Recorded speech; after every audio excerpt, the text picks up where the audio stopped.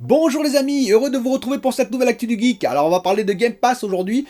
Une bonne nouvelle pour le Game Pass, après une petite mauvaise nouvelle avec le report de Stalker 2. On va parler aussi de Avatar, un nouveau jeu qui va arriver. Alors ne vous attendez pas à un miracle. On va parler aussi de Gran Turismo 7. On va parler aussi de Data Center Intel. Et oui, une nouvelle pour l'écologie assez intéressante. Après le projet Natic, je vous rappelle, de Microsoft. On va parler aussi de Xbox Series S en particulier. Est-ce que la stratégie ne serait pas gagnante involontairement de la part de Microsoft? On va parler aussi de Steam Deck. Et oui, la Steam Deck qui va bientôt arriver. Et on va finir par mon top 10 des séries 2021 que j'ai préférées. C'est en fin de vidéo, il n'y aura aucun spoil, mais vous n'êtes pas obligé de regarder, bien entendu, comme d'habitude. Il y aura un chapitrage, il y aura un sommaire si vous ne voulez pas regarder cette partie-là. A tout de suite.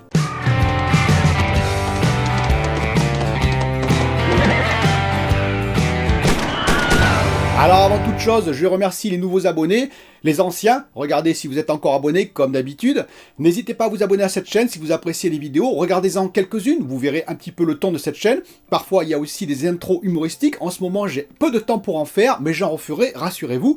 Et pour le reste, je dirais que les actualités, j'essaie de les couvrir au maximum. Commençons tout de suite par le Game Pass, une bonne nouvelle après le report de Stalker 2. Comme vous savez, Stalker 2 est reporté en décembre 2022. Au minimum, on verra s'il n'est pas reporté plus loin. C'était plutôt une mauvaise nouvelle car c'était quand même un gros jeu attendu sur le Game Pass. Eh bien écoutez, il y a quand même la trilogie Hitman qui va arriver. Le dernier Hitman, Hitman 3, est quand même sorti le 20 janvier 2021. Et justement, la trilogie va sortir sur le Game Pass le 20 janvier 2022. C'est plutôt une bonne nouvelle. Moi, je voulais essayer Hitman 3 justement l'année dernière, mais j'ai eu d'autres priorités en termes de jeu et en termes de temps, parce que je manquais un peu de temps. Eh bien justement, je vais pouvoir essayer. Petite nouvelle intéressante, ils vont passer aussi la trilogie entièrement en VR, en réalité virtuelle, donc c'est toujours intéressant, je précise, sur PC, donc si vous avez un casque Oculus par exemple, eh bien vous allez pouvoir vous éclater. Alors on connaissait de Ubisoft le jeu que j'attends avec impatience, Avatar Frontier of Pandora, je vous en ai parlé, j'espère que ça rehaussera un petit peu d'ailleurs la note de Ubisoft, qui a eu quand même quelques difficultés ces derniers temps, même si leurs jeux ne sont pas nullissimes, il ne faut pas exagérer. On va dire qu'il y avait quand même quelques problèmes avec leur AAA, et j'espère que ce AAA sera à la hauteur, en tout cas à mon goût. Eh bien, il y a un autre Avatar qui va arriver sur iOS et sur mobile. Le jeu, c'est Avatar Reckoning, et c'est Arcosaur Game qui va produire le jeu, qui va le développer. C'est une entreprise chinoise qui sont un peu spécialisées dans la mobilité. Il y a beaucoup d'entreprises de développement chinoises qui sont spécialisées dans la mobilité et aussi dans le multijoueur. Donc ne vous attendez pas à un grand jeu, bien entendu, moi je n'essaierai pas, je suis pas du tout jeu sur mobile, je vous le dis tout de suite. J'ai fait quelques jeux mobiles à l'époque, mais je préfère largement mes consoles et le PC pour jouer. Et bien entendu la Switch en portabilité, mais on ne sait jamais, vous pouvez être intéressé par ce jeu. Nous avons également le droit à un nouveau gameplay très intéressant de la part de Polyphony Digital, de Gran Turismo 7. Et oui, Gran Turismo 7 qui va bientôt arriver, enfin bientôt dans quelques mois. Et donc on a le droit à un nouveau trailer, en particulier du gameplay, sur le célèbre circuit de Daytona. Écoutez, moi je vous ai déjà dit, je ne suis pas très simulation de voiture. Je préfère les jeux un peu plus fun, style Forza, Horizon. Mais il est possible, fort possible que je l'essaye parce que j'avais fait à l'époque le Gran Turismo, le tout premier, et c'était quand même pas si mal que ça. Et donc je me dis, après tout, vu les images qu'on a, vu la qualité des images qu'on a sur la PS5, ça promet quand même du lourd. Donc je verrai en fonction de ce qui sera dit sur le jeu, et peut-être qu'effectivement, je le testerai aussi. Alors on connaissait le projet Natic, je vous rappelle Natic, c'est des data centers qui sont plongés sous l'eau. J'avais fait une émission spéciale là-dessus. Bien entendu, pour lutter contre le réchauffement climatique des data centers, en particulier comment les refroidir sans impacter, ou le moins possible, l'atmosphère. Problème, il faut plonger ces data centers sous la mer, ce qui logistiquement est assez compliqué, et en plus, les data sont peut-être un peu loin, les data centers sont un peu loin des utilisateurs. Eh bien, Intel travaille avec une nouvelle société pour faire des data centers immergés dans un liquide de refroidissement, totalement immergés dans un liquide de refroidissement, non corrosif bien entendu, et surtout non conducteur, vous imaginez bien. La société s'appelle Green Revolution Cooling, GRC. Bon, ça existait déjà avant, bien entendu, mais là, effectivement, ils le proposent avec les data centers de Intel, et ils proposent un liquide qui sera capable de refroidir 200 kWh par rack, ce qui est juste énorme, puisque Intel pourra mettre ainsi 42 modules en parallèle par rack, ce qui est quand même beaucoup. Est-ce que c'est la solution finale? On verra, ça permet effectivement de refroidir totalement les racks des data centers. Maintenant, le liquide, est-ce qu'il est totalement écologique? Comment il sera recyclé? De quoi il est composé? Beaucoup de questions qui restent quand même en suspens. Il n'y a jamais rien sans rien. Quelles sont les contreparties vis-à-vis de ce refroidissement liquide? La Steam Deck arrive enfin en février. Vous savez qu'elle avait des problèmes d'approvisionnement à peu près comme tous les CPU, comme tous les GPU, comme tous les APU, bref, comme toutes les puces électroniques dans des process un peu avancés. Je vous rappelle quand même que c'est un petit monstre, la Steam Deck, avec bien entendu un Zen 2 à l'intérieur qui va aller de 2.4 à 3.5 GHz, avec un GPU 8CU qui pourra aller de 1 à 1.6 GHz également. Le Zen 2 aura 4 cœurs 8 threads, le GPU sera en RDNA2, on aura le droit à 16 Go de LP DDR5, low power des DDR5, donc quand même pas mal de mémoire aussi. On aura le droit bien entendu à du stockage 64 Go jusqu'à 512 Go, les 512 ou les 256 Go étant en SSD NVMe bien entendu. La question qui reste bien entendu, la grande question que tout le monde se pose, c'est l'autonomie. Et oui, parce que c'est quand même une console portable, et bien entendu la Switch avait eu des problèmes. D'ailleurs la toute première Switch était un peu limite en autonomie, rappelez-vous, à peine plus de 2 heures. Ils ont donc fait un rectificatif en particulier sur le Tegra X1 qui était à l'intérieur, et on est arrivé avec la nouvelle Switch à l'époque à plus de 4 heures en jeu, ce qui est quand même assez confortable. J'espère que la Steam Deck tiendra au moins 4 heures, on dit de 2 à 5 heures selon l'utilisation, et effectivement vu ce qu'elle embarque, ça risque d'être un petit peu court en termes d'autonomie, on verra bientôt en février. Alors je parle de stratégie gagnante pour Xbox, et oui, involontaire. Pourquoi involontaire? Eh bien PlayStation, ils ont sorti 2 modèles PS5, mais sur la même base, ce qui est très facile en production. Ça permet bien entendu d'avoir une même base de production, puisqu'il y a juste le lecteur Blu-ray qui différencie les deux machines, ce qui permet d'avoir finalement quasiment la même platine, et effectivement la même ligne de montage quasiment pour les deux machines. Oui, mais problème, lorsque vous êtes en pénurie d'APU, comme c'est en ce moment le cas, eh bien vous ne pouvez pas sortir toutes les machines que vous voulez. Xbox avait décidé de faire différemment, une machine puissante et une machine un peu moins puissante, destinée effectivement aussi plus au Game Pass et destinée, comme je vous l'ai expliqué, au Full HD et peut-être au 1440p, la Xbox Series S. Et comme je vous ai expliqué déjà depuis de nombreuses fois, la Xbox Series S, on peut par plaquette de silicium, contrairement à la Xbox Series X, produire 2,25 fois plus de puces. C'est-à-dire que lorsque vous produisez par exemple 100 puces bonnes par plaquette de silicium pour une Xbox Series X, eh bien vous en produisez 225 pour une Xbox Series S. Beaucoup plus de Xbox Series S disponibles sur le marché. Et donc involontairement, on se retrouve aujourd'hui avec du côté de PlayStation une pénurie. Alors ils produisent quand même beaucoup de PS5, rassurez-vous, mais il est quand même difficile d'en obtenir une, et donc ils produisent encore de la PS4, et en face de ça, vous avez la Xbox Series S. Et on ne peut pas dire, mais la Xbox Series S sera toujours mieux que la PS4, PS4 Pro. Même si, bien entendu, elle est critiquée par rapport à la Xbox One X, par exemple, elle sera toujours mieux taillée pour les futurs jeux à venir, avec son RDNA2, avec son SSD surtout interne, et je ne parle même pas du Velocity et autres systèmes embarqués dans la Xbox Series S. Le CPU est bien entendu aussi bien plus puissant dans la Xbox Series S, bref, à prix équivalent, peut-être que la PS4 on la trouve un peu moins chère, mais quand même c'est très difficile. À prix équivalent, je n'hésiterai pas à choisir plutôt une Xbox Series S.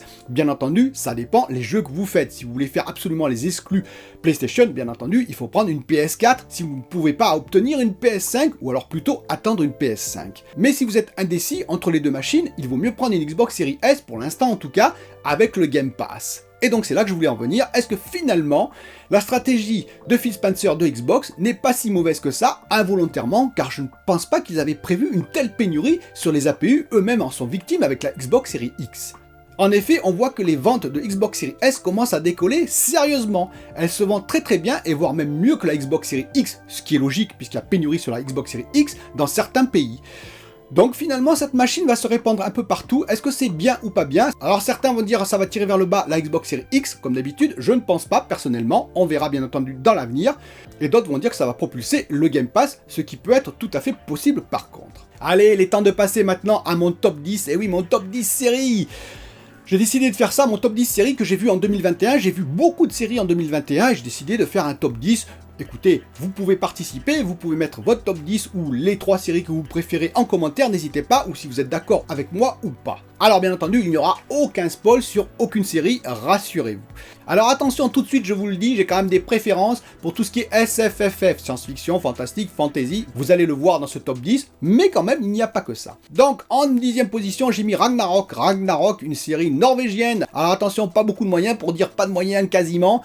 Les effets spéciaux, il y en a peu, mais j'ai trouvé l'ambiance sympathique, même si la saison 2 est un peu en dessous de la saison 1, j'ai trouvé l'ambiance sympathique, j'ai trouvé cette façon de revisiter l'histoire de Ragnarok, des contes nordiques, par les Norvégiens eux-mêmes, intéressante. Shadow and Bone, et oui Shadow and Bone, alors j'ai pas été hyper convaincu, je vous le dis tout de suite, par cette série. elle est pas si mal que ça, mais il y a encore bien entendu le triangulaire amoureux habituel, vous voyez ce que je veux dire? C'est un petit peu limite jeunesse à certains moments. Maintenant, il y a quand même des séquences qui sont très intéressantes, l'idée originale est intéressante aussi, donc je la mets en 9e position pour dire on a bientôt la saison 2, on verra où ça va se diriger, est-ce que ça va prendre de l'ampleur ou est-ce que ça va rester comme ça, et dans ce cas-là, effectivement, ça risque de baisser dans mon classement. Les deux séries que je vous ai citées avant pour précision sont sur Netflix, contrairement à la suivante, la 8e, c'est La Roue du Temps qui est sur Prime Video, et oui, La Roue du Temps, tirée de la célèbre série de romans. Et toujours pareil, le début c'était très lent, et puis ça s'est mis en place, et c'est devenu assez intéressant sur la fin, donc je la mets en 8e position pour dire, ok, il y a une saison 2 qui va arriver, eh bien j'ai espoir dans cette saison 2, pour que ça prenne également de l'ampleur, pour que ça devienne encore plus intéressant, en termes en particulier de budget aussi, même si les effets spéciaux étaient pas si mal que ça sur la fin, en particulier les décors, j'ai trouvé ça très très bien. On verra si ça prend de l'ampleur dans la saison 2, les personnages aussi sont devenus un peu plus complexes lors de la fin de la série, donc écoutez, je verrai la saison 2, et je pourrai conclure ainsi si oui ou non ça a pris la bonne pente ascendante. En 7e position, j'ai mis Anna, Prime Video encore. Anna, alors ça, c'est pas du tout une série SFFF, hein. C'est une série, un thriller espionnage, on va dire, action surtout. 3 saisons et c'est terminé. Bah écoutez, j'ai beaucoup aimé cette série. Alors oui, à certains moments, ça flirte aussi avec la jeunesse, surtout la première saison, parce qu'ensuite, non, ça devient un peu plus noir. L'actrice est particulière avec sa forme d'expression, mais j'ai beaucoup aimé la façon dont elle joue, donc j'ai beaucoup aimé cette série dans son ensemble. La fin, je l'ai trouvée plutôt bonne et cohérente, entre guillemets. Bah écoutez, ça m'a fait plaisir de regarder cette série en 3 saisons, donc voilà, je l'ai placée en 7e position. En 6e position, j'ai placé Squid Game, et oui, Squid Game, la série coréenne. Bah écoutez, c'était quand même une bonne surprise, j'ai trouvé. J'ai trouvé cette série plutôt mortelle et plutôt sanglante, intéressante, plutôt bien jouée, comme je l'ai expliqué dans ma critique. Donc voilà, je l'ai mis en 6e position. Je pense qu'elle mérite largement cette position-là. En 5e position, une série Disney+. Et oui, une série Disney+, j'en parle peu, mais il y a des séries sur Disney+, qui sont très intéressantes, dont une qui est sortie en 2021, qui est Loki. Et oui, Loki. Alors c'est une série particulière, hein, faut aimer le personnage, faut aimer les Marvel, même si c'est tourné d'une façon très particulière, très humoristique et assez intéressante, j'ai trouvé personnellement. J'ai pris beaucoup de plaisir à regarder ce Loki. Bon, il y a des faiblesses, mais il y a beaucoup de qualité dans cette série, donc je l'ai mis en 5e position. Et en 4e position, j'ai mis quoi? J'ai mis My Name. Et oui, autre série coréenne, très très bien jouée, j'ai trouvé, très juste dans le jeu, beaucoup d'action, beaucoup de retournements de situation, j'ai trouvé très intéressante cette série, et c'est une série qui se suffit à elle-même en une seule saison, donc n'hésitez pas à la regarder.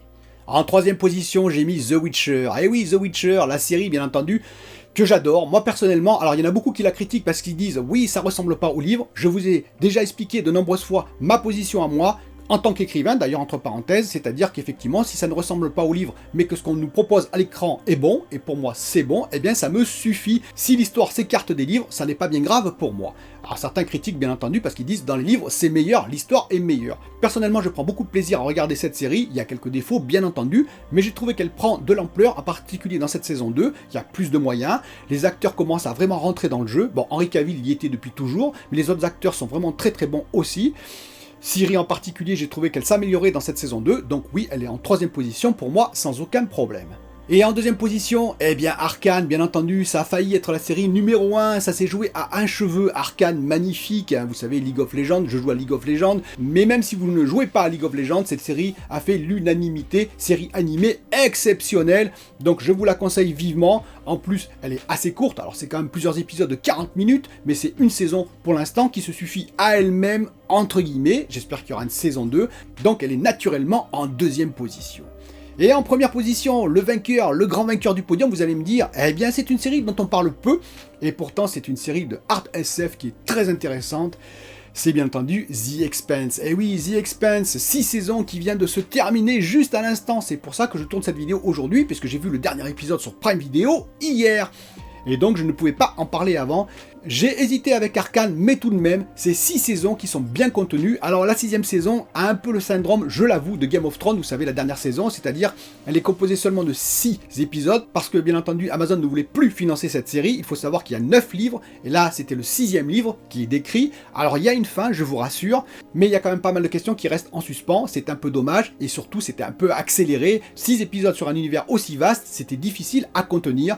mais quand même, sur les 6 saisons, elle mérite largement sa première position. Si vous aimez la SF, si vous aimez la SF avec le mot science, contrairement à The Silent Sea, qui est bien respecté, alors bien respecté, bien entendu, il y a quelques incohérences, toujours, mais c'est quand même bien respecté dans l'ensemble. Eh bien écoutez, si vous aimez la géopolitique, la géostratégie, si vous aimez l'action en même temps, des personnages assez forts, mon meilleur personnage c'est Drummer, pour ceux qui l'ont vu, j'adore ce personnage.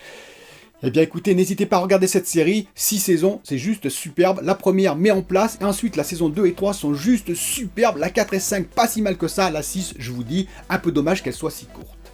Je vous dis à très bientôt pour une nouvelle vidéo.